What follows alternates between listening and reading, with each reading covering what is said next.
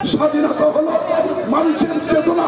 আপনারা জানেন আমাদের এবারের ইফতার মাহফিলটা আমাদের দলের প্রধান যিনি ভারপ্রাপ্ত চেয়ারম্যানের নির্দেশে সাধারণ মানুষের নিয়ে ইফতার করার জন্য নির্দেশ দিয়েছেন এবং বলেছেন ব্যাপক অবলম্বন হবে না, কিন্তু পরিচ্ছন্ন হবে।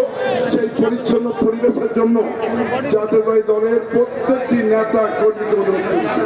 আপনারা জানেন আমরা 15 বছর দুঃশাসনের বিরুদ্ধে আন্দোলন করেছিলাম। আমাদের কথা দিয়ে তারা কথা রাখেনি। বলেছিল চাউল 10 টাকা খাবে, ঘরে ঘরে চাকরি দেবে, বিদ্যুৎ, সার, কীটনাশক দেবে ইরিগেশনের জন্য, এবং মিথ্যা কথা বলে ক্ষমতায় নিয়ে আমাদের 15 বছর দুঃশাসনের শিকার করেছেন। আলেম ওলামাদের পরে কেস দিয়েছেন, 60 লক্ষ মানুষকে কেস দিয়ে আলেম ওলামা সহ বিএনপি, জাতীয় দল, ছাত্র দল, যুব দল, স্বেচ্ছাসেবী দলের কেস দিয়ে হয়রানি করেছে। সকল দলকে স্তব্ধ করে আওয়ামী ফ্যাসিস্ট কায়দায় সরকার পরিচালনা করেছে। তারা মনে করেছিল আজীবনের জন্য ক্ষমতা থাকবে। আল্লাহ রাব্বুল আলামিন তাদের সেই ক্ষমতা, দাম্ভিকতা সকলকে বিচ্ছিন্ন করে এদেশ থেকে দাঁড়িয়ে হেলিকপ্টার করে পালিয়ে ভারতে যেতে বাধ্য হয়েছে, ঠিক কিনা? তাই বন্ধুরা, আমরা আজকে বলতে চাই বহু কষ্টের অর্জিত স্বাধীনতা, এই স্বাধীনতা নিয়ে সিনেমির খেলা যাবে না। স্বাধীনতা হলো মানুষের চেতনা। যুদ্ধে শহীদ রাষ্ট্রপতি জিয়া রহমান ঘোষণা দিয়েছিলেন, আর অনেকে পালিয়ে গিয়েছেন। এদেশের রক্তের বিনিময়ে অর্জিত স্বাধীনতা, এটা কি সকলের রক্ষা করার দায়িত্ব? আর 15 বছরের দুঃশাসন হলো হাসিনা ফ্যাসিস্টের দুঃশাসন।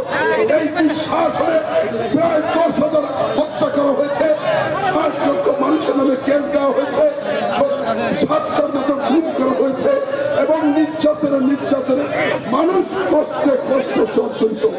এই গ্রামের সাধারণ মানুষ ঘরে ঘুমাতে পারেনি, বন জঙ্গলে ঘুমিয়েছে, ঘেরে ঘুমিয়েছে, মাঠে ঘুমিয়েছে।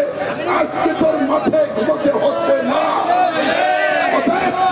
আমাদের দায়িত্ব আছে, যারা ক্ষমতায় নিয়েছে অন্তর্বর্তীকালীন সরকার, আমাদের নেতা পক্ষ দেন, কেউ কেউ বলে ভোটের জন্য নয়।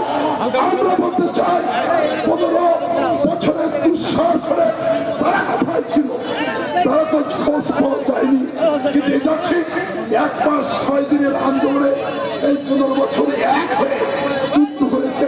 সেই যুদ্ধে আমরা নির্বাচিত হয়েছি, আমরা ফ্যাসিস্টকে পতন করেছি, ঠিক কিনা?